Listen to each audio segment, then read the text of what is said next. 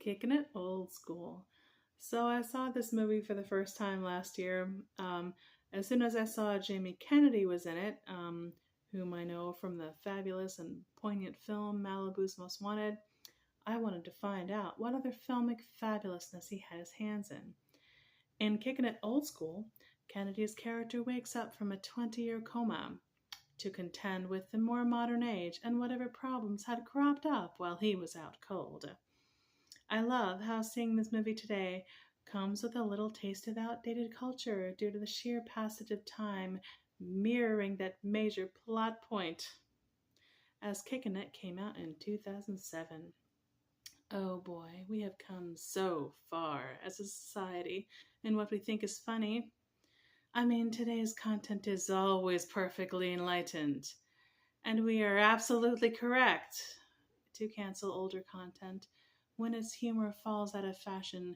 I mean, the superb virtue of the latest moral imperative.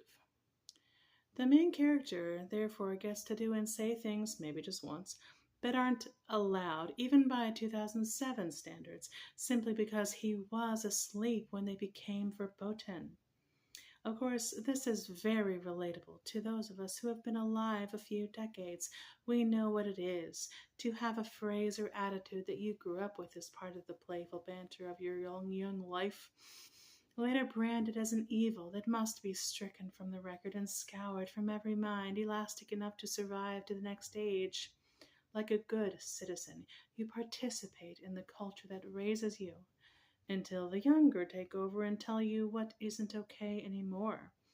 I am pretty sure that phenomenon belongs to the nature of stages of life, not to our particular moment in time.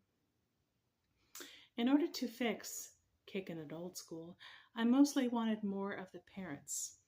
They were so funny in the beginning, and I loved the placement of Christopher McDonald from Thelma and Louise, but their characters seem to fall out of the story as soon as we get into them.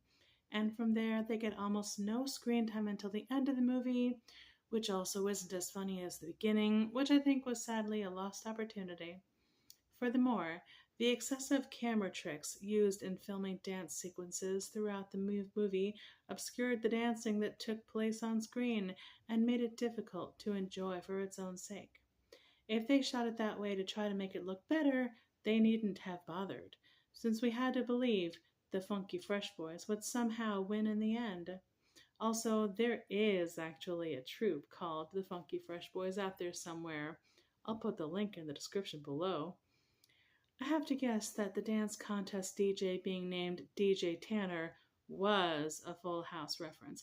Also, it's great they had Cameron Fry as a doctor, still paying for the Ferrari, but they spelled his name Fry for reasons unknown to me. Lastly, I don't like the dark hair color on Jamie Kennedy. Was that because I was too used to his bleach blonde in Malibu? Maybe. I love that darn movie. Malibu's Most Wanted, that is.